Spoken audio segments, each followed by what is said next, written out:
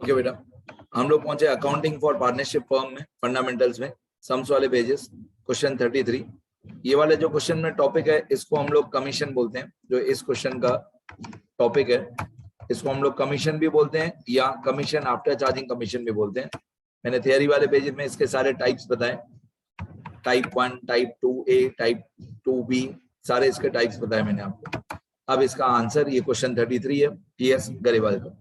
अब यहाँ पे लिखा हुआ है ABCD are partners in a firm, ABCD are partners in a firm sharing profit and loss in the ratio of 4:3:1। तो एग्जाम में आप P&L अप्रोप्रिएशन अकाउंट बनाओ या नहीं बनाओ उससे फर्क नहीं पड़ता है, आपका आंसर क्लियर होना चाहिए।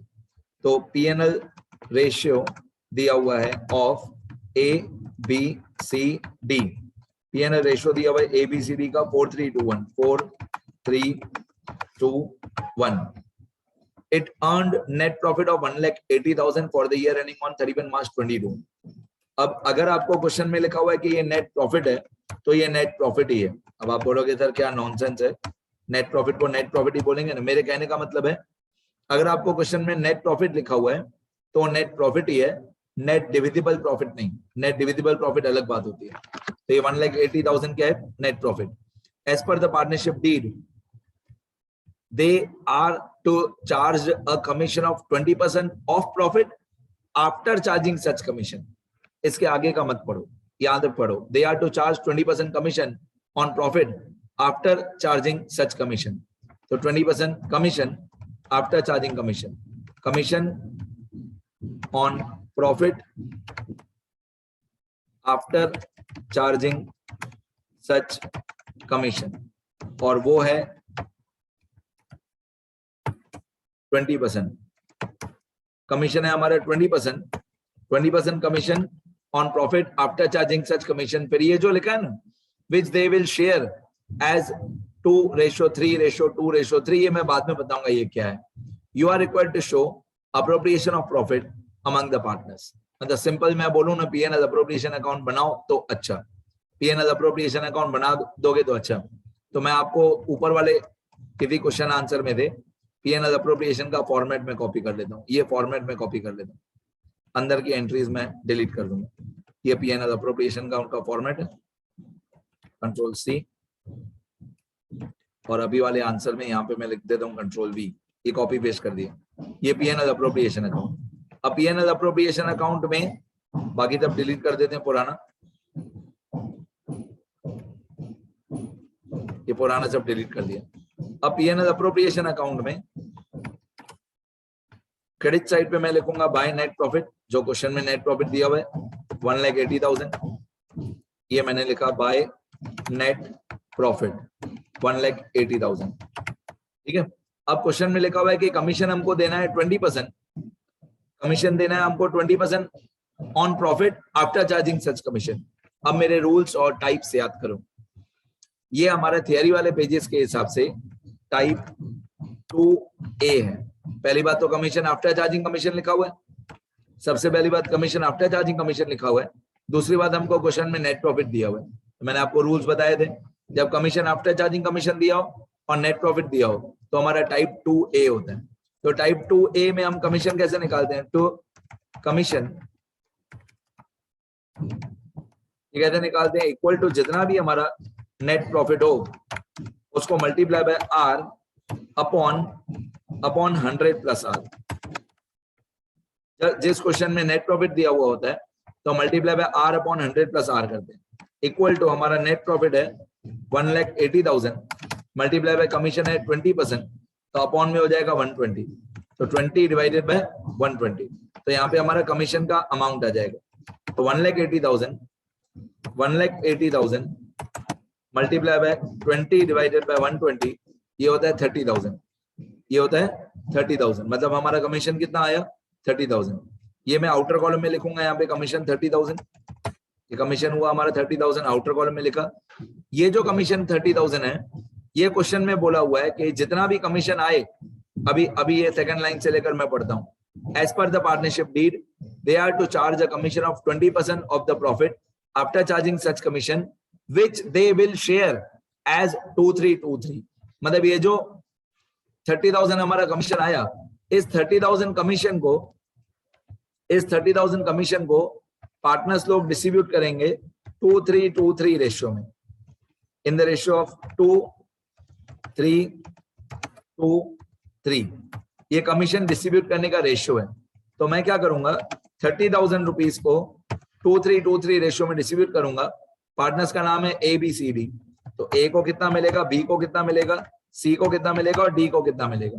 तो जितना कमीशन है 30,000 मल्टीप्लाई बाय 2 अपॉन 10, क्योंकि 2-3-2-3 टोटल 10 होता है। तो 30,000 मल्टीप्लाई बाय 2 बाय 10 6,000, फिर 30,000 मल्टीप्लाई 3 बाय 10 9,000। तो ये आएगा 6,000 9,000 6,000 9,000। ये मैंने चारों पार्टनर्स में जो टोटल 30,000 कमीशन था वो मैंने चारों पार्टनर्स में डिस्ट्रीब्यूट कर दिया। ए बी सी डी में टोटल 30,000 आए, ये हमने कमीशन को डिस्ट्रीब्यूट कर दिया। अब आगे, अब हमारा नेट प्रॉफिट था,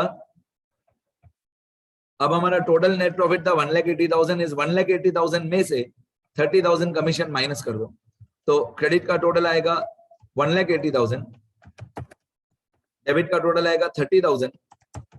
1,80,000 में से 30,000 माइनस कर दो, तो ऑब्वियसली डिफरेंस आएगा 1,50,000। क्रेडिट का टोटल बड़ा है 1,80,000, डेबिट का टोटल छोटा है, डेबिट में 30,000। तो 180 में से 30 माइनस कर दो, तो डिफरेंस आएगा 1,50,000। ये जो 1,50,000 डिफरेंस आया, ये हमारा नेट डिविजिबल प्रॉफिट है। नेट डिविजिबल प्रॉफिट है जितना हमारा 1,50,000 डिफरेंस आया। इसको हम ए बी सी डी में पीएनएल रेशियो में डिस्ट्रीब्यूट कर देंगे। जितना हमारा एनडीपी आया 1,50,000, इसको पीएनएल रेशियो में डिस्ट्रीब्यूट करेंगे। और हमारा पीएनएल रेशियो क्वेश्चन में दिया हुआ था फर्स्ट लाइन में, ये रहा पीएनएल रेशियो 4:3:1। ठीक है, यहाँ पे भी मैंने लिखा था 4:3:1। तो 1,50,000 जो हमारा नेट डिविजिबल प्रॉफिट आया, इसको मल्टीप्लाई बाय 4 डिवाइडेड बाय 10, तो 60,000।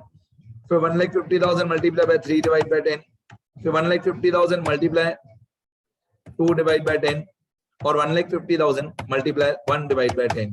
तो ये हमारे चारों पार्टनर्स का शेयर ऑफ प्रॉफिट आ जाएगा। 60,000, 45,000, 30,000 और 15,000, चारों का एनडीपी आ गया, शेयर ऑफ प्रॉफिट आ गया। पीएनएल रेशियो था हमारा 4:3:1। हाँ, कमीशन को डिस्ट्रीब्यूट करने का रेशियो अलग था 2:3:2:3, और प्रॉफिट को डिस्ट्रीब्यूट करने का रेशियो अलग था। ठीक है, अब आप देखो यहाँ पे लिखा हुआ है कमीशन पेबल टू पार्टनर्स 30,000, 30,000 में थे 6,000 9,000 6,000 9,000। Share of profit 60,000 45,000 30,000 15,000। मतलब जो भी मैंने लिखा है वो सही लिखा है, परफेक्ट आंसर।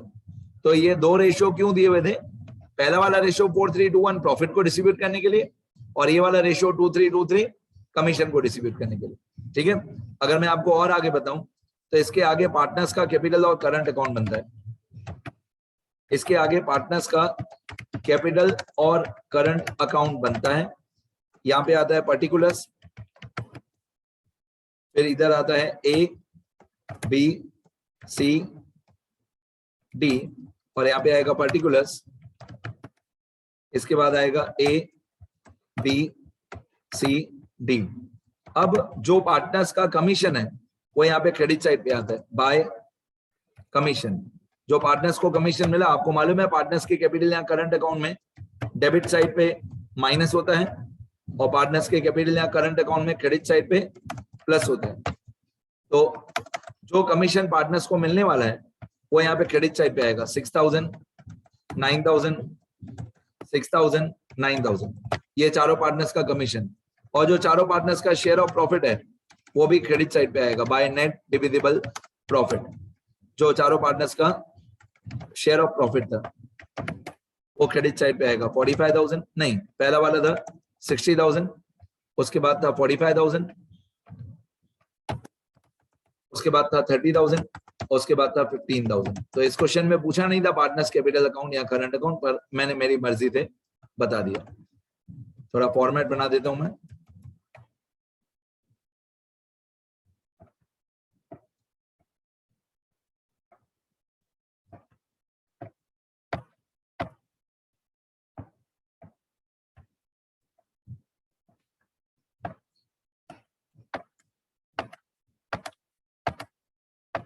ठीक है, ये लाइंस वगैरह ड्रॉ कर दी, जैसे दूर से भी दिखे आपको अच्छे से।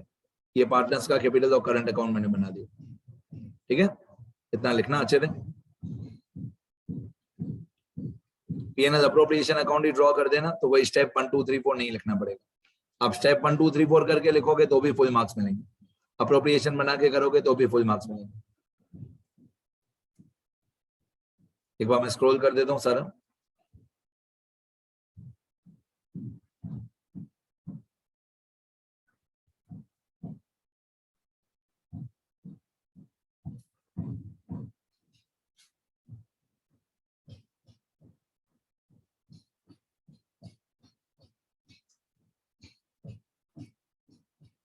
ठीक है, कितना लिखो सब लोग। देखो बेटा,